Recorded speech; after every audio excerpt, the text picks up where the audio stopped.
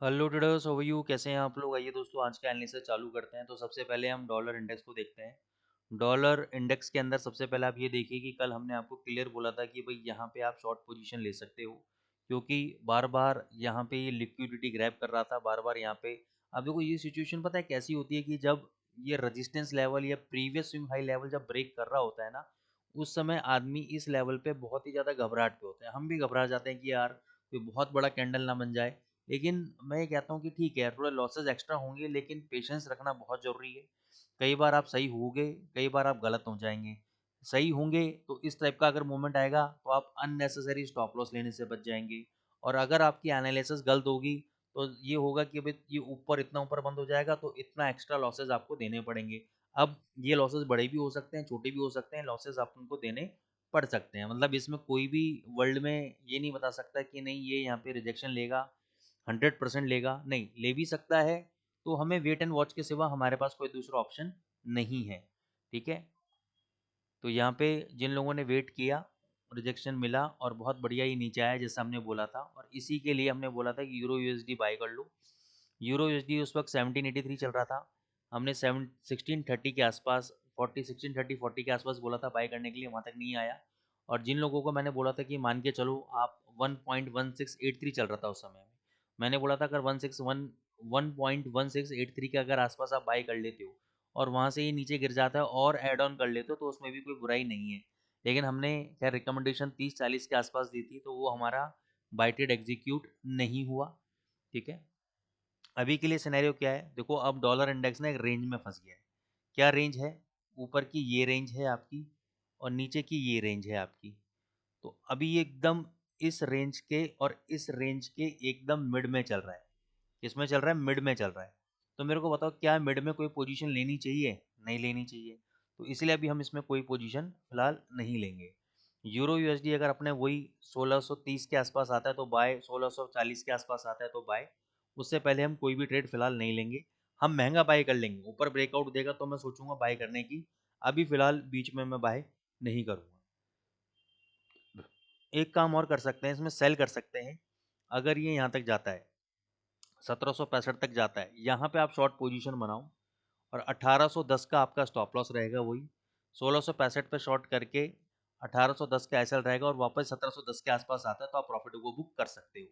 ये यहाँ पे लेकिन क्वांटिटी थोड़ी सी ना कम रखना, यहाँ पे क्वांटिटी थोड़ी सी कम रखना, बल्कि 1765 पे भी नहीं, 1778, 1778 पे स्पेसिफिकली यहाँ बेचो आप। यहाँ पे थोड़ा सेफ जोन रहेगा। ठीक है, जीबीपी यूएसडी ज़्यादा स्ट्रांग हो गया है। अब देखो डेली चार्ट पे आ जाओ, यहाँ पे हायर हाई हायर लो बनाते कितना टाइम हो गया है। इस लेवल पे बिल्कुल भी बाइंग के वो नहीं है। चाहिए 3680 चला जाए, मैं कह रहा हूँ बिल्कुल जा सकता है 3680। और अगर आप अभी बाई करना चाहते हो तो ये स्टॉप लॉस रख लेना 3400 का। ये इसका स्विंग लो, यही स्टॉप लॉस रहेगा। लेकिन अब ये बात समझो कि इस लेवल पे ये स्टॉप लॉस सबको पता है, इंस्टीट्यूशंस को भी पता है कि भाई लोगों ने स्टॉप लॉस यहाँ पे लगा रखा है, तो यहाँ पे ट्रैपिंग करने आ सकता है। मैं आपको फिर रिमाइंड करा रहा हूँ, यहाँ पे ट्रैपिंग करने आ सकता है। अभी तेज लग रहा है, बहुत अच्छा लग रहा है, हमें एक क्यूरियोसिटी हो रही है कि हम इसमें बाई कर लें, ये तो तेज हो जाएगा कैंडल की मूवमेंट देख देख के हमें। लेकिन नहीं करना है, थोड़ा सा नीचे आओ। इंटरडे में बाई करना है, 3470 के आसपास आ जाए बाई करो। स्टॉप लॉस कल के लो का 3414 का स्टॉप लॉस रखो और टारगेट अपने ऊपर तक के आप रख सकते हो। तो ये एनालिसिस आप इसमें कर सकते हो। ठीक है, गोल्ड पे आते हैं। अभी ज़्यादा कुछ नहीं कर रहे, अभी हम एनालिसिस थोड़ा सा और डेटा देखेंगे। गोल्ड पे कल हमने बोला था बाई करने के लिए, बाई कर लेना। ठीक है, 4400 का आपको स्टॉप लॉस दिया था क्लोजिंग बेसिस पे। वापस मैंने कहा 4400 के ऊपर आए तो दोबारा बाई कर लेना। और देखो अभी कहाँ चल रहा है, 4468। एक बार ये 4510 तक जा सकता है, 4520 तक जा सकता है इनफैक्ट। तो 4520 के आकर आसपास आए या 4510 के आसपास आए तो मैं कहूँगा कि आप शॉर्ट पोजीशन ले सकते हो। ये जो हाई लगाया है बेरिश एंगल्फिंग कैंडल का 4550, ये आपका स्टॉप लॉस रहेगा। उससे पहले यहाँ पे खरीदना बेचना समझदारी नहीं है। ठीक है, ऊपर जा सकता है डेफिनेटली, ये वाले लोग का आप स्टॉप लॉस लेके बाई कर सकते हो। लेकिन ये झटके से कभी भी एकदम कट जाएगा, तो इसलिए थोड़ा सा मैं कहूँगा कि डिप आने दो तब बाई करना। ये वाले लोग का स्टॉप लॉस ले लेना 4390 के आसपास का। और जितना आप डिप पे बाई करोगे उतना आपके लिए बेनिफिशियल है। अब ये डिप क्या हो सकते हैं, ये मेरा जो विक का लेवल है, ये मेरे लिए बाइंग लेवल है। ये मैं बता देता हूँ मोटा मोटा, 4410, 4410, 4410 अगर आ जाता है यहाँ पे हम बाइंग करेंगे। 4390 का एसएल लेंगे और टारगेट अपने ऊपर के रहेंगे। तो ये आप बिल्ड लगा के रख सकते हो। BTC पे आ जाते हैं। BTC USD कितना आ गया? 94,500। दोबारा यहाँ तक आने दो, 91,000 तक, तब बाय करना।